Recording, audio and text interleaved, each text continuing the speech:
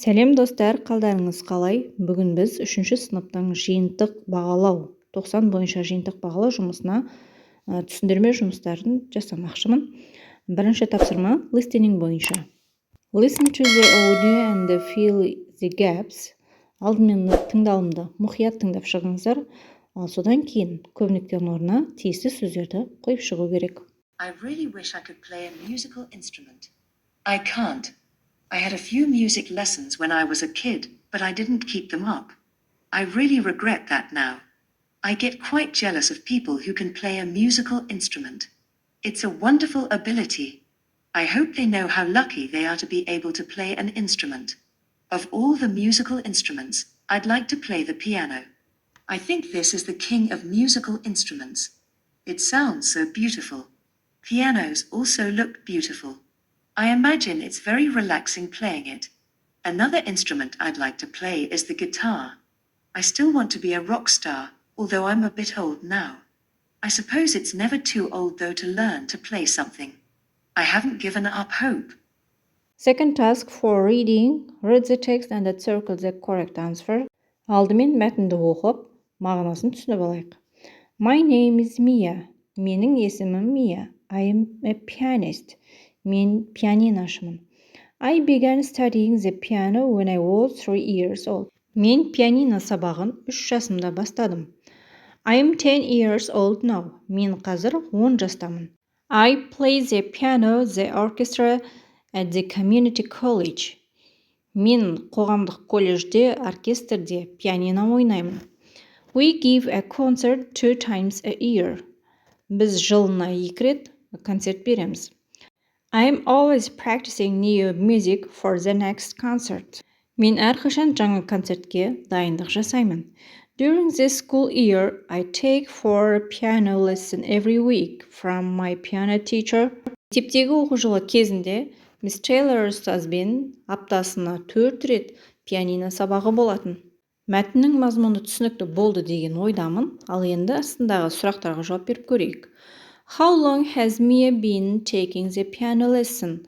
Mia қанша уақыт бойы пианинодан сабақ алды? Бізде мәтінде 3 жасынан бастаған деп көрсетілді. Демек, ол қазір 10-да. Сонда бізде мына жерде дұрыс жауабы D варианты болады. Яғни 7 жыл бойы ол пианино сабағына қатысып келген.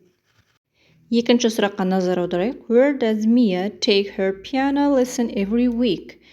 Яғни Mia апта сайын пианино сабағын қай жерде оқыды? Бізде C варианты дұрыс. At the community college.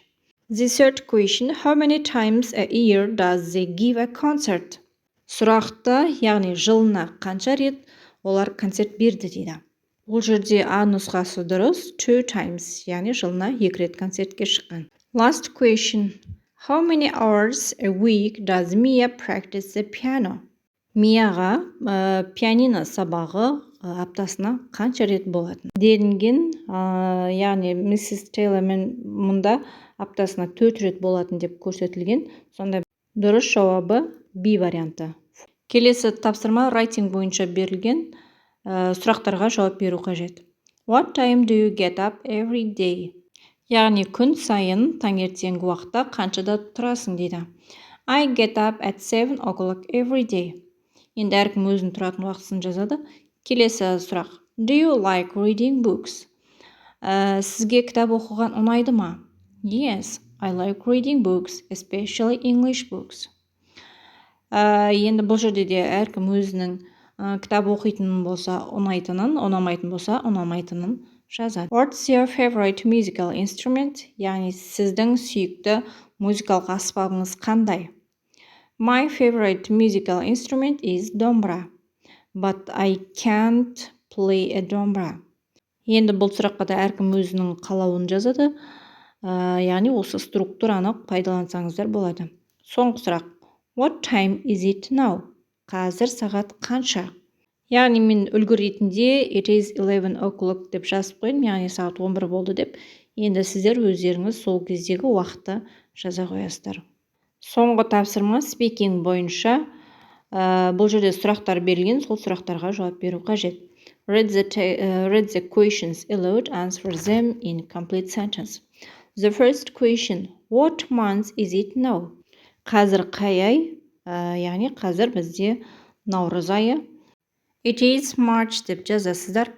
Яғни қазір қандай ай? Сол айды жазу керек. Келесі сұрақ. What month is it next month? Осы айдан кейін келесі ай қандай дейді. Next month is April. Келесі үшінші сұрақ. Which month is your birthday? Сіздің туғаныңыз қай айда? My birthday is in September. Бұл жерде September'ның орнына сіз өзіңіздің туған айыңызды жаза қоясыз. What is your favorite month and why? My favorite month is March because all plants is grow and they look like so beautiful. I like this month. Сабақ пайдалы болса, лайк басып, подписаться батырмасын басып қойсаңыздар, мен өте қуанышты боламын. Келесі кездескенше.